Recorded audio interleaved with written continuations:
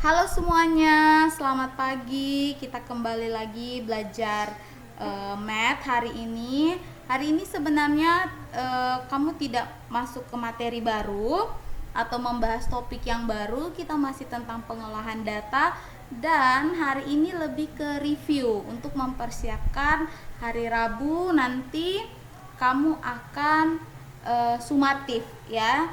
Nanti untuk informasi sumatifnya akan kita bahas ketika kita Zoom meeting. Nah, ini Ibu akan review saja tentang pengolahan data ini dan di akhir video nanti kamu akan mengerjakan soal di halaman 136. Kamu akan membahas dan mengerjakan soal nomor 1 sampai nomor 15 ya. Jadi nanti di buku paket kamu di halaman 135 sampai 130 ada soal 15 nomor. Silakan kamu kerjakan di buku catatan atau boleh juga di buku paket. Kemudian nanti kamu upload di kelas 7. Oke, langsung saja. Kamu sudah membahas tentang pengolahan data, bahwa sebuah data itu yang pertama kita lakukan adalah dikumpulkan dulu datanya. Bagaimana caranya? Bisa melalui wawancara, melalui kuesioner atau angket dan lain-lain. Kecuali ada juga data yang kamu bisa langsung dapatkan dari sumber yang sudah ada, misalnya data keuangan atau data sensus penduduk yang bisa kamu dapatkan datanya dari Badan Pusat Statistik. Nanti seorang itu akan di-cut kok, tenang aja.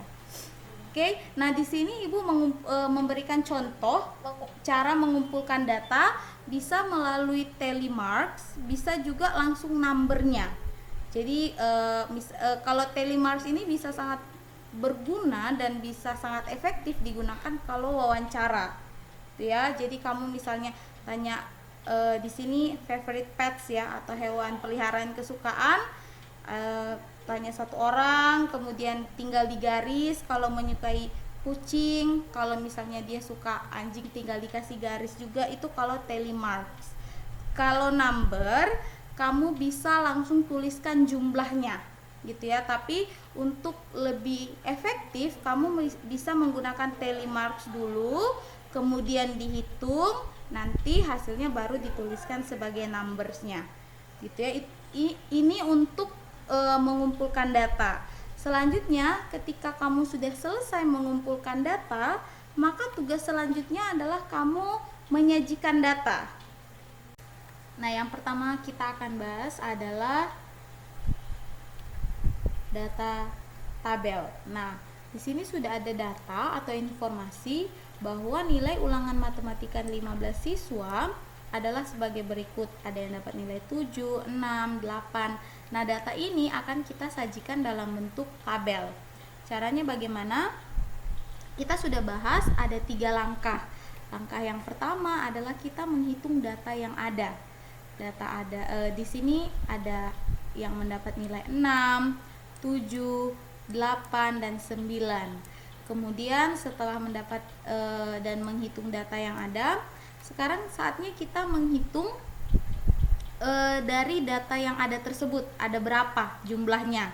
Misalnya di sini sudah ada informasi yang dapat nilai 6 ada 3. Dapatnya dari mana? Dihitung. Ya. Cara hitungnya kamu lebih baik menggunakan sistem coret karena itu akan sangat memudahkan. Nilai 6 ada 3. Dapat dari mana? Dari sini. Perhatikan ya. 1, 2, 3. Ada 3, makanya di sini ada 3. Nilai 7 juga sama. Setelah kamu hitung, coret dia. Supaya kamu nggak bingung nanti yang mana yang sudah terhitung, yang mana yang belum.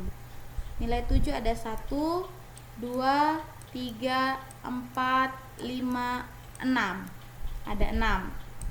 Selanjutnya nilai 8 ada 1, 2, 3, 4.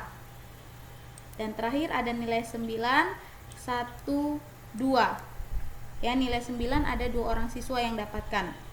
Nah, kalau sudah selesai langkah pertama, sudah selesai langkah kedua, lanjut di langkah ketiga menyajikan data yang sudah ada ini, yang sudah kamu hitung dan pasangkan ini dalam bentuk tabel. Seperti ini ya. Jadi di sini ada judulnya nilai dan banyak siswa. Nilai 6 ada 3 yang dapatkan, nilai 7 ada 6 siswa yang dapatkan, nilai 8 ada 4 siswa yang dapatkan, dan nilai 9 ada 2 siswa yang dapatkan. Jumlah seluruhnya adalah 15. Nah, ini untuk data tabel. Bagaimana dengan diagram batang? Nah, ini untuk diagram batang. Minggu lalu kamu sudah bahas bagaimana caranya kamu bikin dulu garis seperti ini. Ada garis vertikal dan horizontal. Kemudian di bagian dari atas ke bawah kamu tuliskan banyak siswanya. Ya, kasih range dalam menuliskan. 1, 2, 3, 4, 5, dan 6.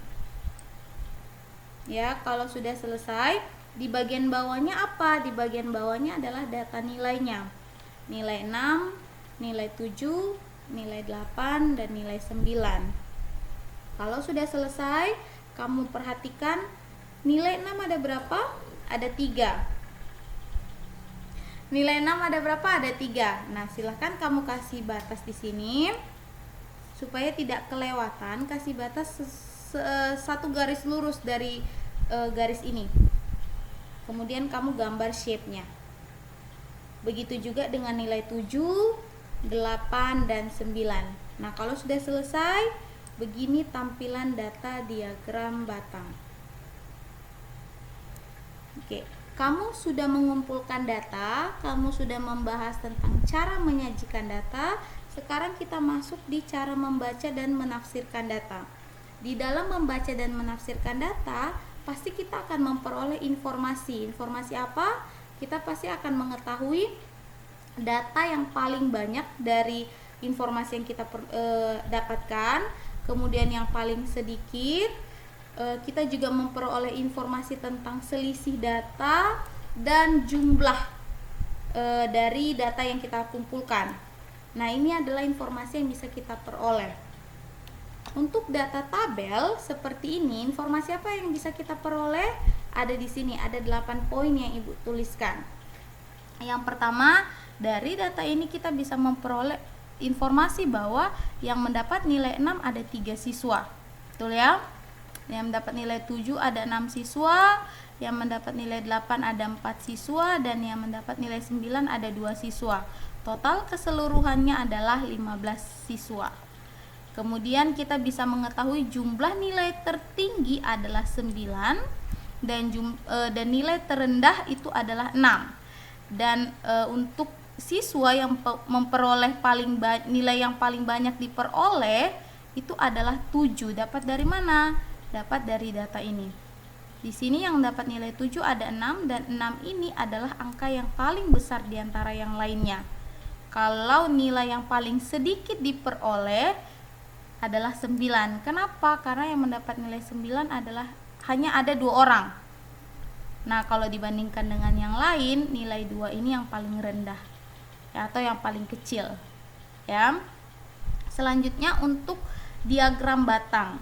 Nah, diagram batang ini juga sama informasi yang bisa kita peroleh dengan diagram batang. Yang membedakan hanyalah tampilannya saja. Dari diagram batang maupun data tabel, kita juga bisa memperoleh tentang selisih. Nah, kalau di sini data selisih yang Ibu tuliskan adalah selisih jumlah siswa yang mendapat nilai tertinggi dan terendah adalah 1. Dari mana dapat 1? Perhatikan, nilai tertinggi adalah berapa? 9. Yang mendapat nilai 9 adalah 2 orang. Betul ya? Kemudian nilai terendah adalah 6, dan yang mendapat nilai 6 adalah 3 orang. Nah, kalau kita lihat selisihnya, berarti 3 dikurang 2 adalah 1, maka itulah selisihnya. Jumlah seluruh siswa. Kalau berbicara jumlah seluruh siswa, berarti kamu perlu menghitung jumlah siswa yang memperoleh nilai 6, 7, 8, dan 9. Nilai 6 sudah kita dapatkan, nilai 7 ada berapa?